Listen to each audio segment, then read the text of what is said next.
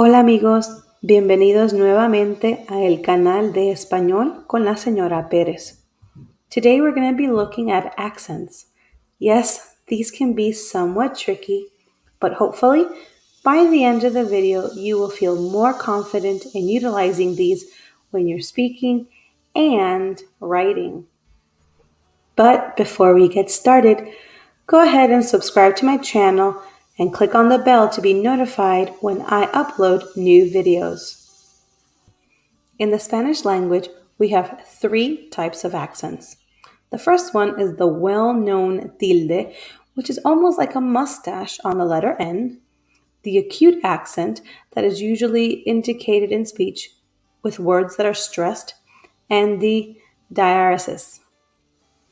The letters that can receive the accent marks are the five vowels a, e, I, o, u, and of course the N with the little mustache right above it.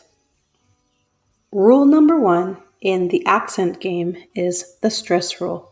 In Spanish, an accent mark over one vowel of some word indicates that a vowel is stressed or emphasized.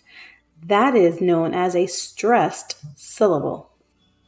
As a rule of thumb, if the word does not have an accent mark, it means that the stressed syllable is the next to last, except when the word ends in consonants different to N or S. In that case, the stressed syllable is the last one. Rule number 2, vowels N or S ending. So when the word ends in a vowel or the letter N or S, and the word does not have a tilde, the stress is on the second to last syllable. These words are known as palabras llanas. Some examples are calcetines, joven, inteligente. Rule number 3, consonant ending. So when the words end in a consonant that are not N or S, and the word does not have a tilde, the stressed syllable is on the last one. These words are known as palabras agudas. Some examples of palabras agudas are ciudad, Madrid, comer. Rule number 4, accent marks.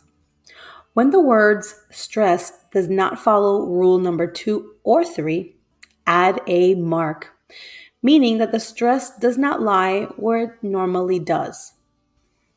All this means is that when we pronounce the word in Spanish, the accent is going to be stressed, so you know that you have to put an accent mark. Now, sometimes the accent makes them palabras llanas or palabras agudas. Sometimes the accent can also make words palabras esdrújulas, a word where the stress falls on the third from the last syllable. By now, you must be asking yourself, palabras what? I know it can be a little bit confusing, but don't worry, we're going to practice. All I want you to do is listen to the word I'm going to say, listen to me read a sentence, and then you're going to go back and decide if these are palabras llanas, palabras agudas, or palabras esdrújulas, and which rule you're using. Here's the first one. Hablas. Hablas con tu amigo. Hablas.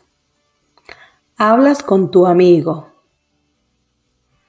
Hablas follows rule number 2. It is a palabra llana. It ends in a vowel, and the stress falls on the second to last syllable. Hablas, that first A. Here's the next one. Corazón. Mi corazón late por ti. Corazón. Mi corazón late por ti. Corazón follows rule number 4. It is a palabra esdrújula. It does not follow rule number 2 and number 3, so you must add the mark on the last letter of the word. Corazón. Mi corazón late por ti. Here's our last example. La capital. La capital de Puerto Rico es San Juan. La capital. La capital de Puerto Rico es San Juan. La capital follows rule number 3. It is a palabra aguda. The word ends in a consonant that it is not N or S, so the stress falls on the last syllable. La capital. La capital de Puerto Rico es San Juan. Now, there are words that are always going to have an accent, and here is a good indicator of how to remember which ones are always going to have an accent, and you're going to have to put that in there. First, you have the interrogatives, homonyms, future and conditional tense, also words ending in ION. Here are the interrogative words. ¿Por qué? ¿Cómo? ¿Cuál? ¿Quién? ¿Qué? ¿Cuándo? ¿Cuánto? Accent marks definitely make the difference. Here are the homonyms. Now don't get confused. These are words that are spelled the same, pronounced the same, but mean something else. You have tú, más, de, él, te, and si. By adding that simple tilde, you can tell the difference in the word. Now in the future tense, all verbs are going to have a tilde except in the nosotros form.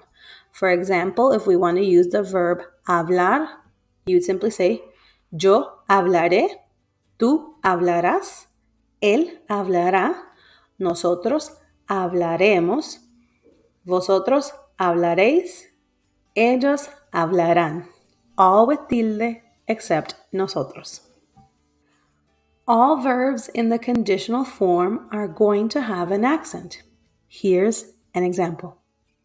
Yo hablaría. Tú hablarías. Él hablaría. Nosotros hablaríamos. Vosotros hablaríais. Ellos hablarían. They all have a tilde. And lastly, words ending in ION. And I always remember this, and it's the easiest one I think to remember. You have canción, liberación, información, notificación, animación, and the list goes on and on. Any word ending in ION will have a tilde on the O. Bueno, amigos, we've reached the end of this video. I know it could be a little bit stressful, but hopefully you've walked away with some useful knowledge that you can use when learning and practicing your Spanish. Don't forget to subscribe to my channel and give a thumbs up if you really loved learning about accents. Leave a comment below if you have any questions about any other topic, and I'll be happy to make a video for you. As always, gracias. Hasta la próxima.